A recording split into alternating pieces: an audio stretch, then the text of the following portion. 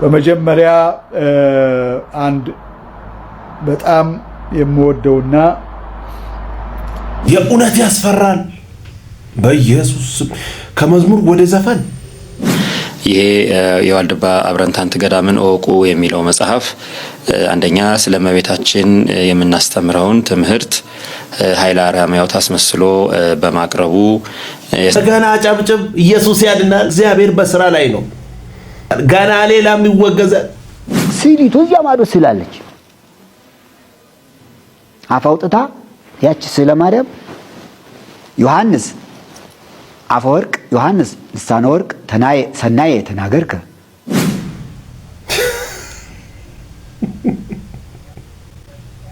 ሰው እንዴት በአደባባይ ካሜራ ደቅ ነው ለዛውም የኢትዮጵያ ኦርቶዶክስ ተዋሕዶ ቤተክርስቲያን በር ላይ ቆሞ ስለ ኦርቶዶክስ ይዋሻል? እስቲ ይህን ቪዲዮ እንስማ። ሁለት ውሸቶችን አሰማችኋለሁ። ውሸት ቁጥር 1 በሉልኝ።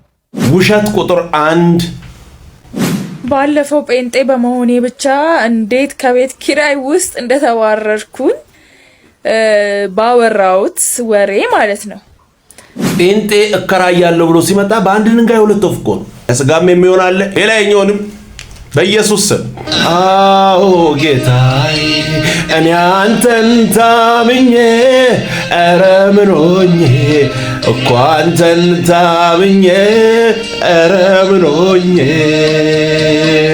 አዎ ጌታዬ እኔ አንተን ታምኜ ኧረ ምን ሆኜ እኮ አንተን ታምኜ ኧረ ምን ሆኜ። ሰላም ሰላም፣ እንዴት ናችሁ? የኢየሱስ ስም ተባረከን። ኢየሱስ ብቻውን ያድናል። እንግዲህ ምንም ማድረግ አይቻልም። ክብር ለኢየሱስ ይሁን። ላይክ በማድረግ ጀምሩ፣ ሰብስክራይብ በማድረግ ስሙ። ይሄንን ኩል ሲሊቱ እዚያ ማዶ ስላለች አፋውጥታ ያቺ ስለ ማርያም ዮሐንስ አፈወርቅ ዮሐንስ ልሳነ ወርቅ ሰናየ ተናገርከ ዮሐንስ መልካሙን ነገር ተናገርክ። ትርጓሜው እኮ ይሄ ነው። ያይመራ አላወቃትም የበኩር ልጇን እስክትወልድ ድረስ አላወቃትም ያለው ትርጓሜ እኮ ይሄ ነው። አንተ ተረጎምከው።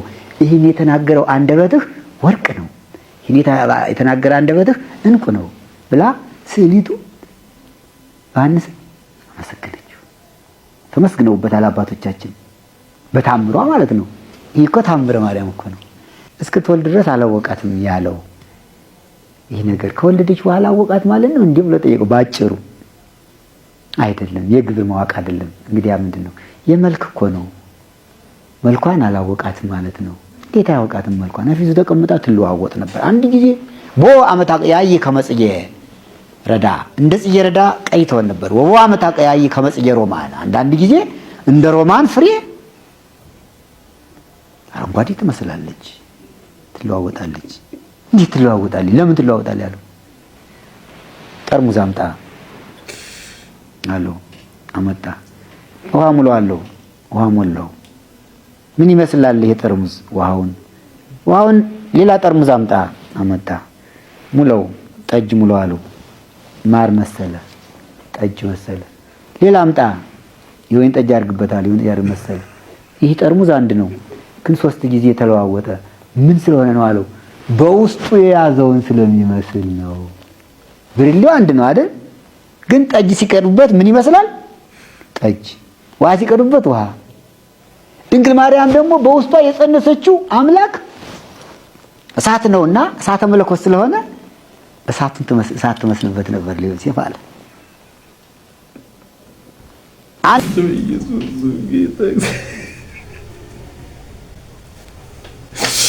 እግዚአብሔር ሆይ ክብር ለኢየሱስ ይሁን። እኔ እኮ በኢየሱስ አንዳንድ ምን ነው? እሺ አሁን ምን ይባላል? ከመሳቅ ውጭ እኮ አማራጭ የለም። በኢየሱስ ስም ኢየሱስ ያድናል። ምኑን ነው አላወቀም ያለው? መልኩ ኢየሱስ ያድናል። ሌላ ምን ይባላል? ክብር ለኢየሱስ ይሁን። ይኸውላችሁ መጽሐፍ ቅዱስ እንዲህ ብሎ ይናገራል። ማቴዎስ ወንጌል ምዕራፍ 1 ቁጥር 24 እና 5 ዮሴፍም ከእንቅልፍ ነቃ፣ የጌታ መልአክም እንዳዘዘው አደረገ፣ እጮኛውን ወሰደ፣ የበኩር ልጇን እስክትወልድ ድረስ አላወቃትም የሚለውን ቦታ መልስ የለም። ግልጽ ነው ቋንቋው። ይሄንን ሰው ጠይቋል መሰለኝ። ከዛ መልስ ሲያጣ ምኑን ነው አላ መልኳን፣ ቤቷን፣ እድሜዋን፣ ጸባዩን ኢየሱስ ያድናል። ይቀጥላል። መልስ የለም። በቃ ያለው አማራጭ ይሄ ነው። ኢየሱስ ያድናል። ክብር ለኢየሱስ ይሁን። ምንም ማድረግ አይቻልም። ቃሉ የምናገረውን ለማጣመም ስትሞክሩ በቃ ማይሆን ነገር ነው የምታወሩት። ለዚህ ነው ቃሉ የምናገረውን እናውራ የምንለው። ኢየሱስ ግን ብቻውን ያድናል። እንግዲህ ምንም ማድረግ አይቻልም። ወደ ኢየሱስ ምንም ማድረግ አይቻልም። ሰማይንንም ይሄ የዋልድባ አብረንታንት ገዳምን እወቁ የሚለው መጽሐፍ አንደኛ ስለ እመቤታችን የምናስተምረውን ትምህርት ኃይለ አርያማዊት አስመስሎ በማቅረቡ የሰባቱ ምስጢራትን ቁጥር በማፋለሱ እንዲሁም ከመናንያን አባቶች የማይጠበቁ አንዳንድ ጉዳዮችን በማቅረቡ ሌሎቹንም ጉዳዮች በመዘርዘር መጽሐፉ እንዲወገዝ ሲል የሊቃውንት ጉባኤ ከአስተያየት ጋር ያቀረበው ለምልዓተ ጉባኤው በንባብ ተሰምቷል። ምልዓተ ጉባኤውም በጉዳዩ ላይ ሰፊ ውይይት በማድረግ ሊቃውንት ጉባኤ እግዚአብሔር ይመስገን በቃ ተጀምሯል። ቅድም ሲወራ የነበረው ተረት ራሱ አንድ ቀን ይወገዛል፣ በእውነት ይወጣል። ኢየሱስ ያድናል። ዋው ክብር ለኢየሱስ። ይሄ ጥሩ እንትን ነው። በቃ ተመችቶኛል። ይፈተሽ። የአሁኑ ተረትም አንድ ቀን እሱም ዋጋውን ያገኛል። ምንም ማድረግ አይቻልም። ተረት ነው። ተረት ምን ይሰራል? ለትውልድ ህይወት ሊሆን አይችልም። ኢየሱስ ያድናል። ስሙ ይሄንን በርበሬ በጥብጠህ በጭንቅላት ካርገህ ተወር ትገባልኛለህ። አራተኛ የሽንት ቤቱ አጠጣልኛለህ። አንዴ ስሚኛ እኔ አሰማም የተቀጣው ለቅጣቱ አይደለም እገልሃለሁ ስትይ መጽሐፍ ቅዱስ እንደሚለው እኔ ሞቼ ኢየሱስ ክርስቶስ በእኔ ሕያው ይኖራል እንደሚለው ቃል መስሎኝ በቃ እኔማ አንዴ ሞቻለሁ አሉ። እኮ ሀሳብ ያልገባሽም እኮ ለምን እሰብክሻለሁ? እንደዚህ አይነት ጌም የተጫወተ ስብከት አለ። አንድ እንድል አንቺ በህይወትሽ መሞት ከፈለግሽ ለእግዚአብሔር ፍቃድ መገዛት ከፈለግሽ አሲ ለክርስቶስ ኢየሱስ አሳልፈሽ መስጠት አለብሽ። እኔ ለአንቺ በቃሪያ በበርበሬ በሻወር ከመሞትልሽ ይልቅ አንቺ ለክርስቶስ ኢየሱስ ራስሽን አሳልፈሽ ለጌታ ኦርቶዶክስ ነኝ። እኔ መሰለ ተፈጥሮ ጸባይ ደስ የምትይ ሴት ሆነሽ ማለት ነው ዘላለም እሳት ውስጥ ብትገቢና ነው ኢየሱስ ክርስቶስ የድንግል ማርያም ጌም ትጮቻለሽ። ብዙ ነገር እኮ ልትሰበስቢ ትችያለሽ። ግን አሁን እነዚህ ሁላ ነገሮች በጠቅላላ አንቺ ከሞትሽ በኋላ ህይወት ሊሰጡሽ አይችሉም። በእኔ የሚያምን ቢሞት እንኳን ያው ይሆናል ነው የሚለው። ህይወት ሊሰጥሽ የሚችል ፐርሰን ክራይስት ብቻ ነው ከሞትሽ በኋላ። አሁን እዚህ በምድር ላይ ሁላችንም እንደምንለፋው ሁሉ ለዘላለማችንስ እየለፋን ነው ወይ? ከጌም ወጥተሽ እኮ ጸጥ ልትይ እኮ ትችያለሽ። ድንገት ከኔ እምነት ውጪ ትክክለኛ እምነት ያለ አይመስለኝም። አሁን እሺ ጌታ ኢየሱስ ክርስቶስ እንኳን ማለት ወደ ምድር የመጣው ኦርቶዶክስ፣ ጴንጤ፣ ካቶሊክ ብሎ እምነት ሊመሰረት ነው የመጣው። እግዚአብሔር እኮ ልጁን ኢየሱስ ክርስቶስን የላከበት ሪዝን ሰው በክርስቶስ ኢየሱስ አምኖ ህይወት እንዲያገኝ ነው። እኔም ደግሞ ሼር እያደረኩሽ ያለሁት ኦርቶዶክስ ነው ልክ ጴንጤ ነው እንዴ ምናምን እያልኩሽ ሳይሆን ሐሳብ ሙሉ በሙሉ ህይወትሽን አሳልፈሽ ሰጥተሻለሁ። በፈጣሪ ሙሉ እምነት አለኝ። ጌታን ትወጂዋለሽ እንዴ? ለምን ማለት ነው? የሚወደኝ ቢኖር ራሱን ክዶ መስቀሉን ተሸክሞ ይከተለኝ ይላል። መስቀሉን ይዤ እንትን እያልኩ አይደል እንዴ? መስቀሉ የሚያሳየው ስለ መከራው ስለ መስቀል ስታስቢ ክራይስት ስላንቺ የከፈለውን መስዋዕትነት ነው የምታየው አይደል? ራስሽን ክደሽ ክርስቶስ ኢየሱስን በዛው እየተከተልሽው ነው። የራሴን ፍቃድ፣ ፍላጎት፣ ምኞቴ፣ ስሜቴ በጠቅላላ ጥዬ አንተን እከተላለሁ ማለት ነው። ደስ የሚል ቆንጆ መልእክት። ኢየሱስ ያድናል። ተተንትኖ በ45 ደቂቃ ውስጥ ይሄ አይሰበክም። እግዚአብሔር የተባረከን ለወንድማችን ለሰጠው ጥበብ እኮ የእግዚአብሔር እርዳታ ነው። በቃ ኢየሱስ ያድናል። ምንም ማድረግ አይቻልም። ደስ የሚል ቆንጆ መልእክት። ስሙኝንም በመጀመሪያ አንድ በጣም የምወደውና ዘመን ተሻጋሪ የሆነ የአማራ ፋኖ ሙዚቃ ነው የምጋብዛችሁ።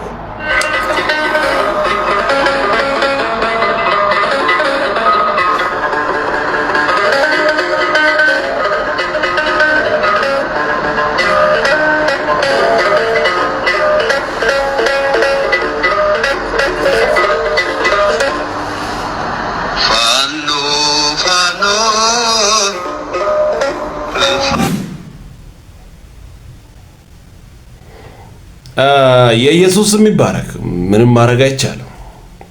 ብቻውን ህይወት ይሰጣል። በቃ እንደዚህ ነው። ምንም መናገር አልችልም። በዶክተር ደረጀ ላይ ምንም መናገር አልችልም።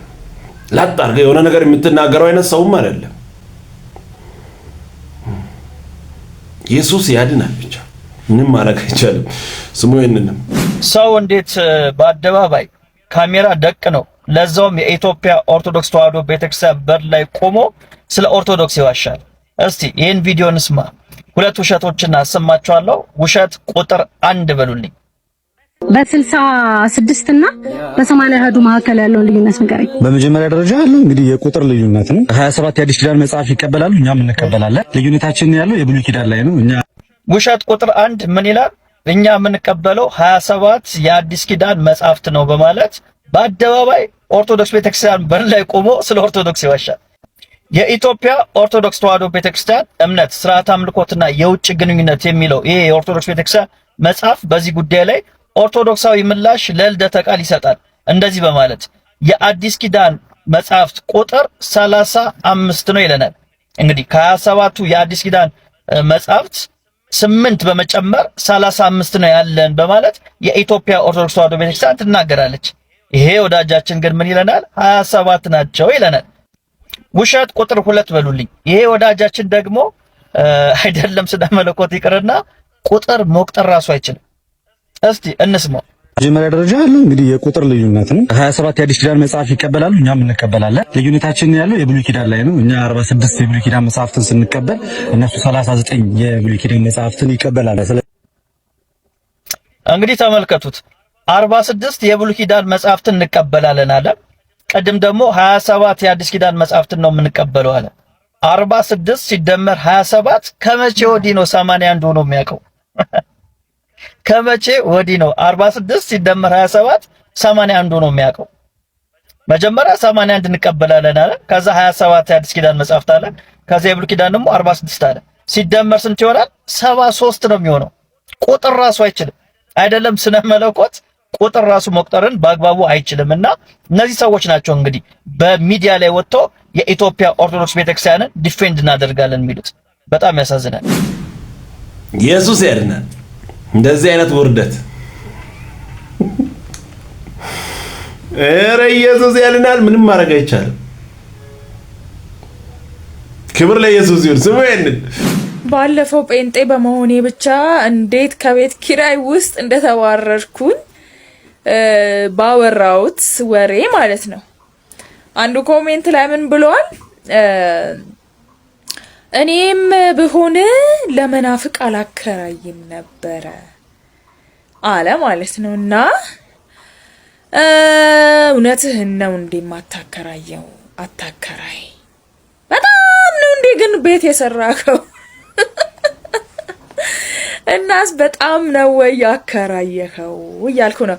ግን ወደ ቁም ነገሩ ስንመጣ ማለት ነው እውነቴን ነው የምልህ፣ አንድ ጴንጤ ሰው ግቢ ውስጥ አከራይ ለመሰለክ ለሟርቱ፣ ለድግምቱ፣ ለጠንቋዩ ምናምን ነገር መድኃኒት ነው። እሺ እንደ ይሄ ቡዳ፣ ጥንቆላ፣ ሟርት፣ አስማት፣ ይሄ ትርክ ምርክ በቃ እንደዚህ አይነት መናፍስት ገንጥሎ ወደ ውጭ ያወጣል በኢየሱስ ስም። ከነሱ ጋር ያለው ከሁሉ ይበልጣል። ስለዚህ አንድን ጴንጤ በግቢ ውስጥ አስቀመጥክ ማለት የሆነ መድኃኒት አስቀምጠሃል። አንድ ድንጋይ ሁለት ወፍ። የምድሩንም ይከፍላል፣ የሰማዩንም ሕይወት የሚሆነውን የእግዚአብሔርን ቃል ይናገራል። ያንንም ትሰማለህ፣ ሕይወትንም ታገኛለህ። የምድሩንም አንድ ኧረ እባካችሁ እንደ ጴንጤ ያለ ተገኝቶ ነው። ክብር ለኢየሱስ ይሁን። ተገኝቶ ነው። ኢየሱስ ያድናል። ከቻላችሁ እንደው ለጴንጤ ሰፋ አድርጋችሁ ምናምን ኢየሱስ ያድናል። ምንም ማድረግ አይቻልም። ሰው አይነንም። አዳዲሶች ወንድሞችና እህቶች ካላችሁ ይሄንን ነው የምነግራችሁ። እውነት ይሄ ዝም ብሎ ሰው የፈለሰፈው የሰው ፋብሪካ ያፈለቀው ስብከት አይደለም። የሚያድነው እምነት የዳዊት ልጅ የእግዚአብሔር ልጅ ብሎ ማመን ነው። የሚያድነው እምነት ሰው አምላክ ሰው እሱን ማመን ነው። እሱን መቀበል ነው።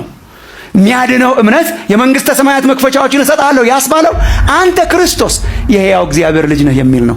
እሱን እንድትቀበሉ ዛሬ እንጠይቃችኋለን፣ እንሰብክላችኋለን። ከእግዚአብሔር ጋር ታረቁ ብለን እንለምናለን። ከእግዚአብሔር ጋር ታረቁ። ይህንን እውነት የምትቀበሉበት ምሽት እግዚአብሔር ያርግላችሁ። ከእግዚአብሔር ጋር ታረቁ። ኑ ወደ ኢየሱስ። ኢየሱስ ሕይወት ይሰጣል። ምንም ማድረግ አይቻልም። ስሙንም ምን ችግር አለው መሳሳም? ነገ የኔ ናት ብለህ ጮኛ ሆነ ትሳሳማለህ። ፓስተርህን ታስዋሻለህ መድረክ ላይ አመንዝረህ። እኔን ነው የምትሸውዱት፣ አገልጋዮችን ነው የምትሸውዱት። ሁሉም በሚቆጣጠር እኮ በእግዚአብሔር አይኖች ፊት ነገር ሁሉ የተራቆተ ፈቃድ ያገኘ መሰለ ድራማ ነው። በጣም ደግሞ አንዳንድ ሰው ድራማ ነው የሚሰራው። እንዴት እንደሚተው ነው ስምል ቆንጆ መልእክት። ክብር ለኢየሱስ ይሁን። ምንም ማድረግ አይቻልም። ስሙ ይንንም ክብሪና በስብ እንደሚረካ ሰው ሳገኘ ውስጤ ደስ አለው። በክብሪና በስብ እንደሚረካ ሰው ሳገኘ ልቤ ደስ አለው። አቅሜ ሆንክልኝ ተባረክ፣ ዘውዴ መመኪያዬ ተባረክ፣ ቅድስናዬ ተባረክ፣ አፊት መቅረቢያዬ ተባረክ ተባረክ። ደስ የሚል ቆንጆ መልእክት። ኢየሱስ ያድናል። አየህ፣ ስትነካ ቦታ አትመርጥም። ያለበትን ሁኔታ እያየ የማይሆን ነገር አትናገርም። ክብር ለኢየሱስ ይሁን። ደስ አይልም? ኢየሱስ ብቻውን ያድናል። ዋው! ሰማያንንም የመጀመሪያ መልእክት ስለ ወቅታዊ ምርጫ ነው። የመጀመሪያ ምርጫ ስለ ወቅታዊ ምርጫ አሁን ፊታቸው ያላችሁ ስለ ምርጫ ነው። የምርጫው ምክንያት ምርጫ ሁሉ ሰዎች የተወዳደረው ነው። ሁሉ ፓርቲዎች የውድድር ላይ ናቸው ያሉ። ማን እንደሚያሸንፍ ፋይናል ላይ ምርጫ ቦርዱ ዶክመንቱ ሲሰበሰብ ነው ምርጫ ቦርዱ የሚታወቀው። ዛሬ ግን እኔ መልእክት ነግራቸዋለሁ። የመጀመሪያው ስለ ምርጫ ነው። የዘንድሮ ምርጫ የሚቀጥለው ምርጫ ጠቅላይ ሚኒስትር አብይ አህመድ ያሸንፋል። ጨብጭቡ። በቃ ጨብጭብ ሲባል በቃ አለው ማጨብጨብ ነው አይደል? አረ በእግዚአብሔር ተው ግን ተው። እኔ ደመና እያዩ ነፋስ እያዩ ሰማዩ በቃ ሲያስገመግም እያዩ ይዘንባል። ሲዘንብስ ይኸው ብዬ ነበር። እናስ ነብይ ነኝ ሊሉ የተዘጋጁ በጣም ቂላቂል ከሆኑ ሰዎች እኔ ጉባኤው ደግሞ ቁጭ ብሎ ማስታወሻ ይዝልሃል። እኔ በጣም ነው የምደነቀው በነገራችን ላይ። አንደኛ ዶክተር አብይ ነው ያውኑንም የሚመጣውንም የሚመረጠው እንዴ? ዶክተር አረባካቸው አስተውሉ። ዶክተር አብይ እኮ የሆነች ቦታ ላይ አንድ ስፍራ ነው እኮ የሚወዳደረው። በነገራችን ላይ ዶክተር አብይ አዲስ አበባ አይወዳደርም፣ የትም አይወዳደርም። አንድ ቦታ ነው የሚወዳደረው እና እዛ ያሸንፋሉ እያልከን ያለው ወይስ በሀገሪቱ ደረጃ ነው እያልከን ያለው? ምክንያቱም በሀገር ደረጃ አሸነፈ የሚባለው ፓርቲ ነው። ኢትዮጵያ ውስጥ ፓርቲዎች ናቸው የሚወዳደሩት፣ ግለሰቦች አይደሉም። ፓርቲዎች ከተወዳደሩ በኋላ ያሸነፈው ፓርቲ ደግሞ ከዛ መሃል መሪያቸውን ይመርጣል። እንደዛ ነው ነገሩ። ስለዚህ ምንም አያውቁም ነው። እንዳንተ አይነት ትንቢት እኔ 1000 መናገር እችላለሁ። በነገራችን ላይ ለምሳሌ የፊታችን እሁድ አንተ ቤተ ክርስቲያን በትንሹ 4 ሰዎች በፋይናንስ ችግር ወደ አንተ ቤተሰብ ይመጣሉ። እስቲ ወንድ ሆነን ቼክ አድርግ። እውነት ነው። በነገራችን ላይ በትንሹ ነው 4 ያልኩት፣ ከዛ በላይ ይመጣል። ይታወቃል። አየህ፣ መገመት የሚያስችል የሆነ የሰነፍ እኔ ምን እንደሚሻላችሁ አላውቅም። እና አድቡ እንደነዚህ አይነት በጣም ሐሰተኞች ተንብዬ ነበረ ተናግሬ ነበረ ብለህ ከምርጫ በኋላ መልክ ልትሰራ ነው አይደል? እግዚአብሔር ይገስጽ። እኔ ሃይማኖቱን የሚያሰድቡ ክርስትናን የሚያጠለሹ እንደነዚህ አይነት ወንበዴ እንደነዚህ አይነት ማጅራት መቼዎች እኔ ሃይባይ ቢያገኙ በጣም ነው ደስ የሚለኝ። እሺ ነብይ አጋቦዝ እውነት እኮ እሺ መናገር ይቻላል፣ ገምቶ ይቻላል። ክብር ለኢየሱስን ጨብጭብ። ኢየሱስ ያድናል። ከነዚህ ወንበዴዎችና ሌቦች ራሳችሁን ጠብቁ። ስሙ ይሄንን ይሄ ሁሉ በየመንደሩ እየፈላ ያለ አገልጋይ ነኝ የሚል ነብይ ነኝ የሚል ተቀብቻለሁ የሚል ወደ እኔ ስትመጣ ነው ነገር የሚከፋፈተው የሚል ሁሉ ለምን ይመስላችኋል? ራሱን ይፈትሽ። ጥቂት መከራ ቢመጣ ደንብሮ የሚገባበት ነው የሚጠፋው። የታወቀ። ለማንኛውም የማንንም ጎሽታና የማንንም ወፍ የቆመች ፈልገን የእግዚአብሔር መንግስት አናገለግልም። ከዚህ በኋላ እጅግ በተገለጠ የእግዚአብሔር ቃል እውነት ትውልዳችንን ከመጣበት አደገኛ ጭራሽ አካሄድ፣ አውዳሚ አካሄድ በእግዚአብሔር ቃል እውነት መመለስ አለብን። አኩራፊ በስቷል ብያቸዋል። የውሸት ትንቢት ይነግሩታል። ተኝተህ ትበላለህ ይሉታል። አመንዝረው የማይጨርሱ በእግዚአብሔር ልጅ ላይ በደላቸውን ተፍተው የማይጨርሱ ክፎች እነሱ የጓዳ ልምምዳቸው ሌላ ነው። እየደጋገሙ የእግዚአብሔር ልጅ ቁስል ይወጋሉ። ኢየሱስን ደጋግሞ ይሰቅሉታል ለራሳቸው ምኞትና ክፋት። ይህንን ህዝብ በሚፈልገውና ሴንሲቲቭ በሆነ ነገሩ ነው እየሄደ የሚንኩት። ይጫኑታል በተኑ እንዲሆነሻል ነው እንዲሆነሃል ነው። ማንም ሰው በጉለቱ ሄዳችሁ ስትነግሩት የማይደሰት የለም። በቃ ፋክቱን ነገረኝ ነው። እነሱ ግን እግዚአብሔር የሰሙትን አይደለም በጉለታችሁ ነው። ማንም ሰው በምድር ባለበት ጊዜ መከራ አለው። ለአንዱ እንዲህ ነው፣ ለአንዱ እንዲህ ነው። አንዳንዱ የትዳር ስትራግል አለበት፣ አንዳንዱ ፋይናንሻል ስትራግል አለበት፣ አንዳንዱ የኃጢአት ስትራግል አለበት፣ አንዳንዱ እንዲያና እንዲህ ነው። እውነተኛ ደቀ መዝሙር ግን ከነዚህ ሁሉ ራሱን ጠብቆ የእምነቱን ጀማሪና ፈጻሚ የሆነውን ጌታ ኢየሱስ ክርስቶስን ተመልክቶ ዘመኑን ይጨርሳል። ጸጋ ይብዛላችሁ። እውነት እላችኋለሁ ስለበላችሁ ደስ የሚል ቆንጆ መልእክት። ደካማ ጎናችሁን ይፈልጉና በዛ ይገባሉ። እውነት እኮ ነው። ክብር ለኢየሱስ ይሁን። ከሌቦች ራሳችሁን ጠብቁ። በቃ ሌቦች ናቸው። ክብር ለኢየሱስ ይሁን። ስሙ ይሄንንም ያላረፈ ሰው አንድ ጸሎቱ አይሰማም። ጥቅስ ስላላረፉ የእረፍትን መንገድ ስላላወቋት እኔም ጸሎታቸውን አልሰማም። አለቀ። መባከን፣ መንቀሽቀሽ እንዴ! ቸርች ውስጥ ያለ መደበኛ ፕሮግራም ከተከታተላችሁ ራሱ ተመስገን። ምንድነው በቃ ሳምንቱን ሙሉ እረፍት ማጣት፣ በየመንደር መዞር። እዛ ሰፈር የሆነች የምትጸልይ ሴትዮ አለች፣ ዥው። እዛ ሰፈር የሆነ የአዳር ጸሎት አለ፣ ዥው። እና ባሎችም ሚስቶቻቸውን ተቆጣጠሩ። ከምር አዳር ጸሎት አለና አርፈሽ የምን አዳር ጸሎት? እኔ ወንዱ ሄጄ ያላደርኩት አንቺ ሴቷ ሄደሽ የምታድሪው እንዴ? በጸሎት ጊዜ ፊት አውራሪው ወንድ ነው። ምንድነው መንቀቀ? ሴቶቹ ምንድነው ማያርፉት ምክንያት አይገባኝ። የእረፍትን መንገድ እምቢ ስላሉ እኔም ጸሎታቸውን አልሰማም። መጀመሪያ በእግዚአብሔር ደስ ይበላችሁ፣ የልባችሁንም መሻት ይሰጣችኋል። አይ አስለቅቃለሁ፣ በሚመጣው ነገር እደሰታለሁ፣ በሚመጣው ነገር ሰላም ይበዛል ነው። አዎ እያማራችሁ ይቀራል። ያዕቆብ መጽሐፍ ትለምናላችሁ ግን አታገኙም። ለምን? በእግዚአብሔር ለመደሰት አይደለም ፍላጎታችሁ እና በመጣው ነገር በሚገኘው ምቾት ልትደሰቱ፣ በምቾቶቻችሁ ልትከፍሉ፣ በምቾቶቻችሁ ልትደሰቱ ነው የምትለምኑት። አታገኙም። እርፍ በሉ ውስጥ በኢየሱስ ላይ አትንቀሽቀሹ።